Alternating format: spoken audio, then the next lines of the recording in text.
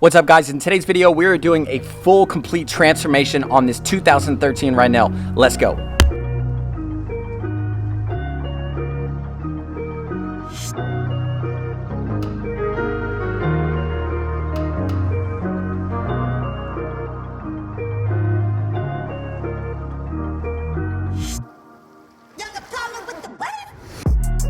Guys, like always, if you get any value out of this video, please hit that like button, hit that subscribe button, hit that little bell notification so that anytime we make a video, it will pop up. And like always, all of the products that we use in today's video will be in the description section down below. Anytime you guys purchase from us, we really appreciate you guys for that. It really helps support these videos. All right, guys, I'm gonna make this intro super quick. This boat absolutely came out insane looking. It was a complete restoration. This boat looks amazing on a budget, which is really cool too. So the customer is called me out. He saw my Facebook ad and he called me out and he's like, Drake, you look like you can be the man for the job. And the boat was super oxidized. They weren't even really fully confident if it could be brought back to life. He hasn't used the boat in several years and he's wanting to sell it. So he called us out to do a full restore on it so we could sell it. With all that said, guys, let's go ahead and check out the boat and then we're just gonna hop in today's video. Let's go. We have an 18-foot Rennell. This thing needs some love. It has been quite a while since it was detailed last. You can see the crazy oxidation. I mean, look at that. Wow. This is gonna be a fun project. We're gonna have to do some sanding. I actually don't know what we have to do yet because I haven't done a test spot or anything. We just got out to the boat. The customer put in a contact form on our website. We did an oxidation removal quote, but once we got out here, we obviously saw the condition of the seats. They're all pretty moldy. First thing I always want to look for when a boat is obviously this oxidized is to just see overall how the gel coat looks. Now, we can clearly tell that they took the decals off right here, and that right there is just a tell sign of the original clarity. Now, this boat is really dirty as well, so once we give it a wash, it's obviously going to clean it up just a little bit more, but it's really hard to tell. So the very first thing I'm going to do before we wash it, before we do anything, I'm going to go ahead and do a test spot probably right here because seems to be one of the worst spots on the boat. So I'm going to do from about here to about here, which is about maybe a 2-foot, 3-foot section, and we're going to see what the clarity comes out to. And then once we have our steps that we know we're going to do, then we're going to hop on the inside and just start getting to our detail. Let's go.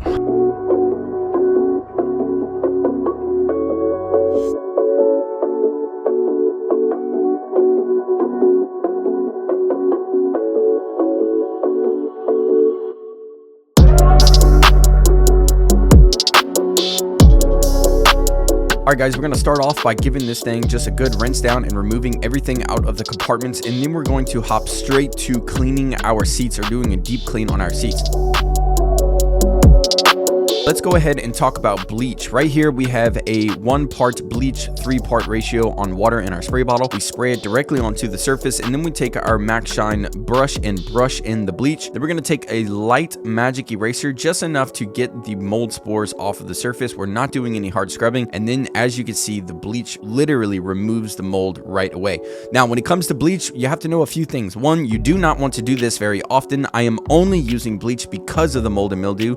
If it's dirty or anything else other than that, you would not use bleach. You can use a cleaner. But for this case, since there was mold, we used a 1-part ratio bleach and then 3-part ratio water. We scrubbed it in and all of the mold came right off.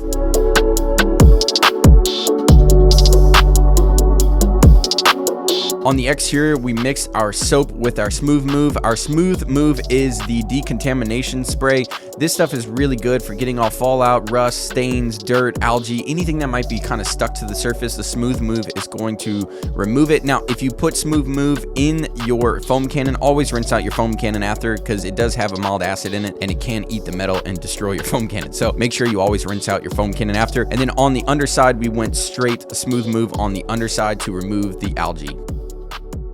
All right, we're gonna hop straight to our wet sanding now. Guys, this is a pretty professional grade sanding that I'm doing, so if you are brand new to detailing, you may not want to go down this low. But what we had to do to be able to blend in those decals, because they were so bad, we had to go all the way down to 500 grit. So we did 500 grit 1000 grit, and then we went up to 2000 grit on this red because I've noticed that the 1000 grit scratches were a little hard to buff out than I liked, so we just went ahead and went one more step up to the 2000 grit to make the buffing process as easy as possible. Now, with it being on this kind of toe rail on this top side, we did have to do a decent amount by hand, as you can see. So anytime you're doing it by hand, you always want to keep your pressure very consistent. Make sure all of your stroke marks are very consistent when you're doing it by hand. Never put any pressure on your fingertips. You want to always kind of keep your hand very flat onto the surface so that you get a nice even scuff. But as you can see here, we did 500 grit, 1000 grit, and 2000 grit of Mirka Averlon.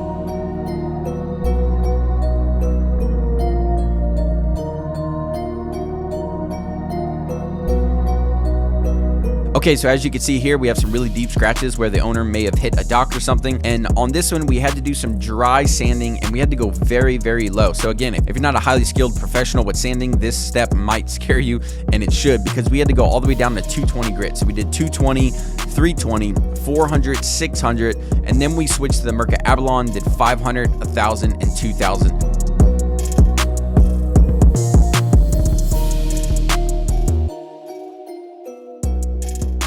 And then we buffed those scratches right out with our heavy cut, and then we did our chop top, and then we just left it because that section of the detail was done, and then we moved on to the top and then finished the rest of the boat. So as you can see here on the top half, which is where we did all of our sanding on this toe rail area above the rub rail, we had to do our heavy cut with the white wool pad. So this is our double-sided white wool pad. You can get double-sided or single-sided. We really like the double-sided here, so you can use both sides of the pad. But as you can tell, we did the Shine Supply heavy cut with the white wool pad. We typically had our machine running at about 1000 to 1500 RPM the whole time while doing the heavy cut.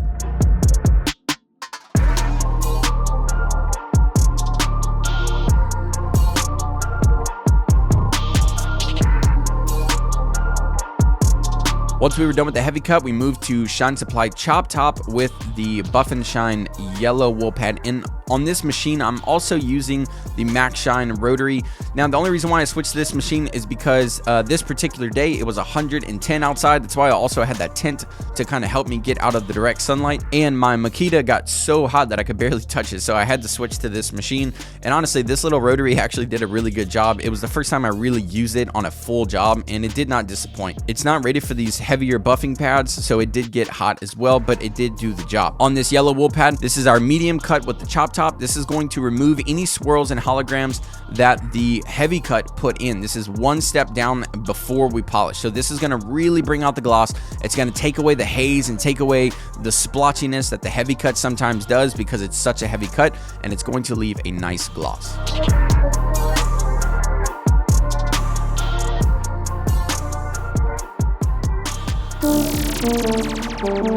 Step 5 is the polishing. What we have here is the Max Shine M8S V2 with the Lake Country CCS orange cutting pads. Chop top can be a little bit expensive, but what's really cool is you really don't use a lot, and 2, you can use it for your medium cut and your polishing. So when you're doing your polishing with the chop top, you just need 2 little dots. You really do not need a lot of product. Less is actually more when it comes to chop top. When you're polishing after you do your yellow pad, you really do not need a lot of product. Just polish it in real nice and quick. This whole process, I think maybe took me 30 minutes to do the whole boat. That's how quick it was because the chop top works really well, and that yellow wool really does a good job of minimizing the swirls and holograms.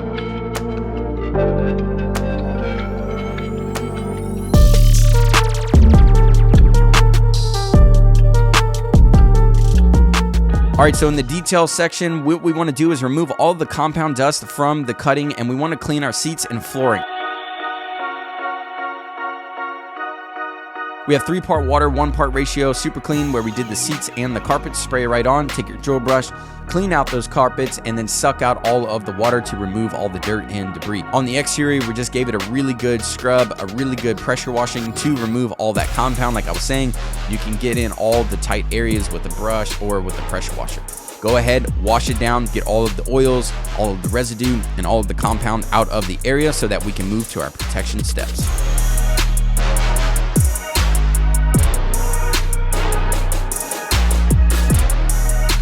took a little bit of aftermath just to remove any of the fresh watermarks because, like I said, it was like 110 that day. It was very hot outside, so a little watermarks did happen. Just take a little bit of aftermath and wipe them right off.